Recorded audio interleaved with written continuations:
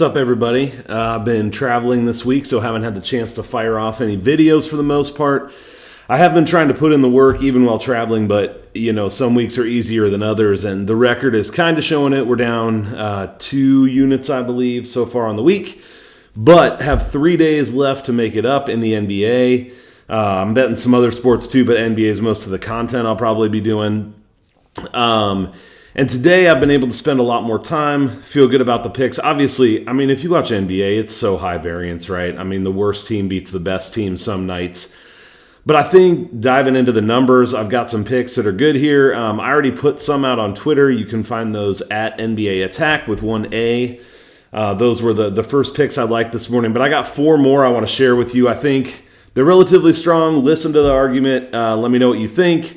If you agree, if you disagree, I always love to hear it. I'm always trying to get better, and part of the way I get better is by you guys telling me what's good, what's not good. So please jump in the comments and do that. Also, if you could give me a like or a subscribe, I certainly would appreciate it.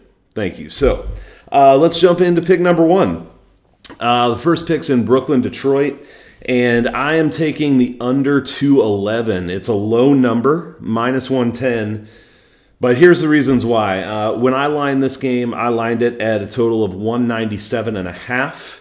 So we're 13, 14 points below where I would line this game. That's a pretty good margin for me, given what I usually see. These teams this season are a combined 4-12 to the over. So they're going under majority of the time. Brooklyn is 0-2 to the over, so they've gone under in both games away this year. And Detroit is 1-3 to the over at home. So they're combined 1-5 in the exact situation that they're playing in tonight. Last time they played, they scored 208 points, so still below that 211. That was on October 31st.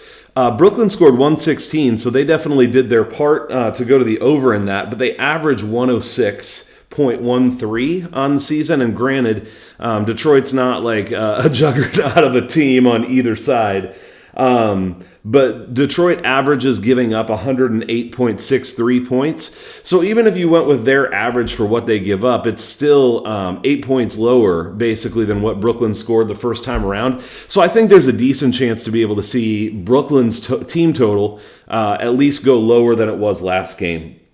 Also, in terms of pace, Brooklyn has 100.48 pace and Detroit has 98.33, so both kind of in the middle. Detroit a little bit on the lower side. Neither of these teams is trying to play incredibly fast. It could be a blowout also, which means Harden and Durant could get less time. We'll see, though. Detroit's played a little better with Cade Cunningham, so if he plays tonight, who knows? Maybe it stays a little bit close.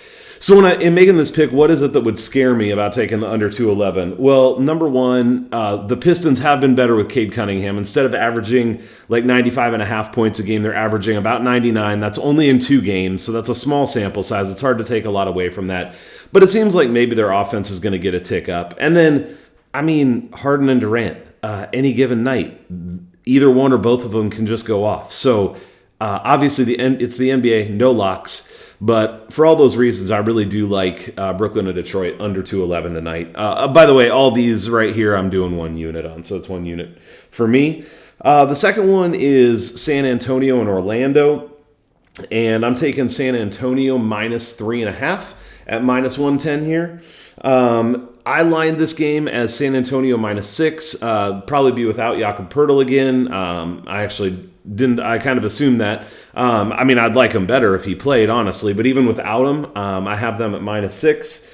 San Antonio is 5-3 against the spread this year, 3-1 away, which is where they'll be tonight, and 4-1 off of 1 day of rest, which is also where they're at tonight. So doing really well situationally against the spread that they find themselves in. Orlando is 3-6 against the spread, and they're 0-3 at home. They're also off 1 day of rest. I think they're 3-3 off 1 day of rest, so that's pretty even, but they have yet to cover the spread at home.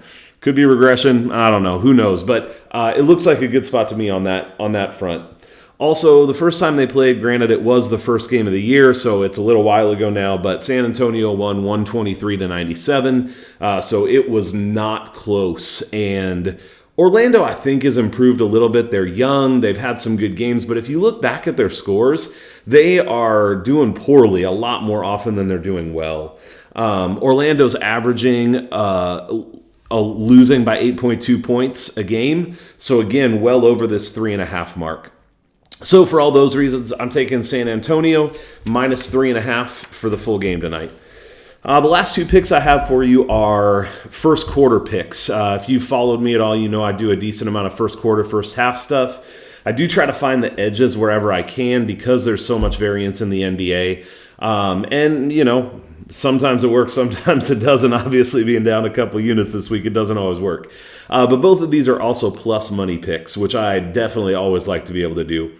The first one is Cleveland and Toronto. I'm taking the Cleveland first quarter money line. That's at plus 140 right now is what I got it for. Honestly, I would like this down to probably 125, maybe even 120. I want to get plus money of some kind, basically, to be able to take this. So here's why. Overall, for the whole game, I have this as a pick'em. Cleveland's really actually been playing well this year, and I know they're missing Kevin Love and a couple other people, but they have a solid team, and they're showing up overall. Cleveland, here's why first quarter, though. Ugh. Spit it out. I get it. I'll spit it out. First quarter, Cleveland scores 27.7% of their points they score in the game in the first quarter. They give up only 22.9% of the points they're giving up in the game. So in general, they're scoring 28.89 and giving up 24. Pretty decent margin. The first quarter is their best quarter. Toronto, on the other hand, scores 23% of the points they usually score in the game in the first quarter and gives up 24.7. So the first quarter is not terrible for them, but it's definitely not their best quarter. That works out to them scoring 24.3 on average and giving up 24.78. So Cleveland is generally winning the first quarter pretty well, and Toronto is not. Cleveland's actually 6-2 in the first quarter straight up. Not against the spread, but just money line. 6-2 in the first quarter. Toronto's 3-3, 50%. And overall, Cleveland is 6-3 against the spread, 4-2 away. So I think in this game overall, they're looking pretty good. Toronto's 5-4 against the spread, but they're 1-4 at home. I know some of those games were early, but they haven't done as well at home. So again, I would actually lean Cleveland in the first quarter here at even odds, but I'm getting plus 140, so I really like this spot for Cleveland. If it doesn't work out tonight, this is a trend to watch for, because if they keep playing well, I'll probably come back to the well on future days if I'm getting plus money again.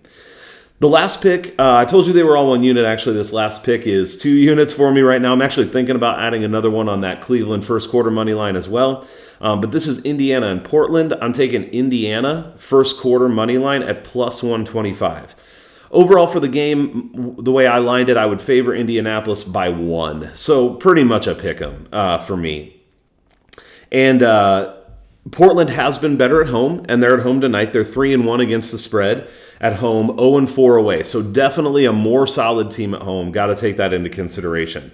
But in the first quarter specifically, Indiana scores 30.6% of their points and gives up 25.2% of the points they give up in a game in the first quarter. That works out to scoring an average of 33.1 and giving up 27.67. So they're 3.5 points better than the teams they're playing on average in the first quarter.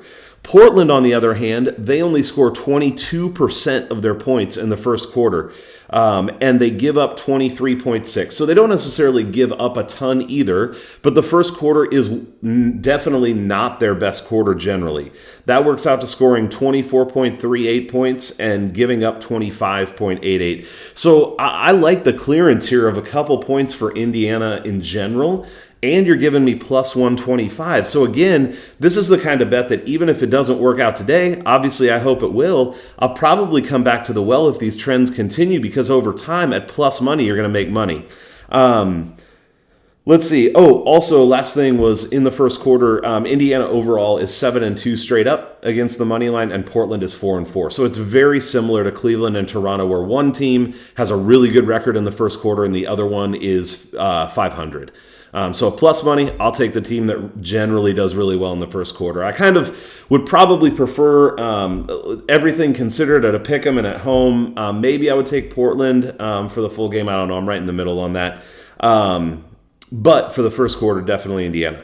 So those are thoughts on 4 games. I hope it's informative. Definitely wanting to try to help give you some information and angles that can help you to make your decisions, even if you end up thinking I'm nuts and you want to fade me, especially being down this week. That's cool. But hopefully this gives you more information. Again, I'm on Twitter at NBA Attack with 1A. Would love to see you on there, and we'll see you again soon.